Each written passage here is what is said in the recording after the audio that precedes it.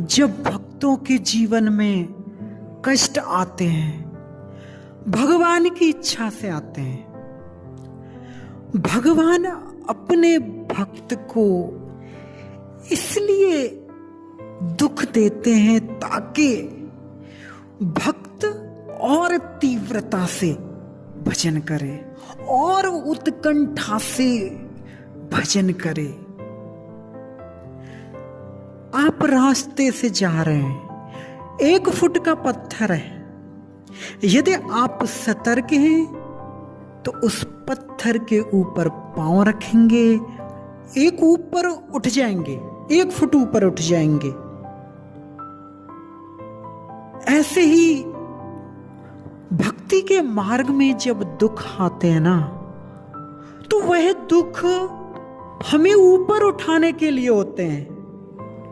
जितने भी ये दुख, जितनी भी ये बाधाएं, जितनी ये रुकावटें, जितने अवरोध, जितनी भी ये हमारे जीवन में कठिनाइयां हैं, ये हमें ऊपर उठने के लिए। यदि अगर हमारा ध्यान नहीं रहा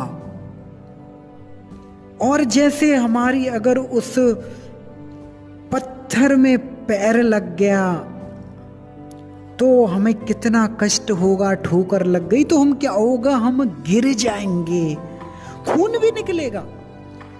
यदि अगर हम भजन में अगर सतर्क नहीं रहे, साधना में अगर हम सतर्क नहीं रहे, भक्ति में यदि हम अगर स्ट्रांग नहीं रहे, तो आने वाले जो दुखों हैं, उन दुखों से हमारा पतन भी हो सकता है, हम नीचे गिर भी सकते हैं।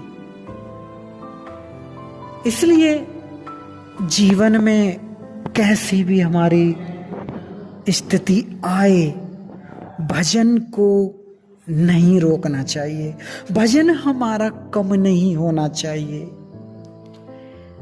देवकी वसुदेव के जीवन में कितना दुख, कितना कष्ट के उनके ही सामने, उनके एक एक दिन के 6 बच्चों को कंस ने शिला के ऊपर पटक पटक के मार डाला।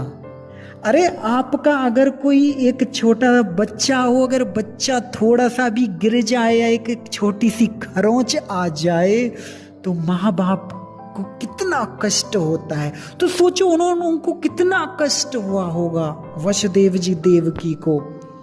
लेकिन जैसे जैसे उनका जो दुख बढ़ता गया जीवन में, उतना ही उनका जो भजन है वो और तीव्र गति से बढ़ता चला गया।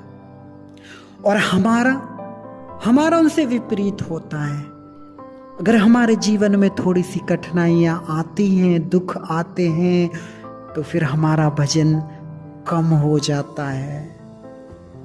तो हमारे जीवन में कैसी भी स्थिति आए, हमें भजन को नहीं त्यागना चाहिए। कई बार कुछ लोग कहते हैं कि मेरे जीवन में इतने दुख हैं, मेरी तो हालत इतनी खराब हो गई है, अब छोड़ो मैं भजन नहीं करूंगा। तो ऐसा कितने भी भक्तों को देखो, उनके चरित्रों को पढ़ो, उनकी लीलाओं को पढ़ो, तो कितनी कठिनाइयों में भी उन्होंने अपने भजन को नहीं छोड़ा।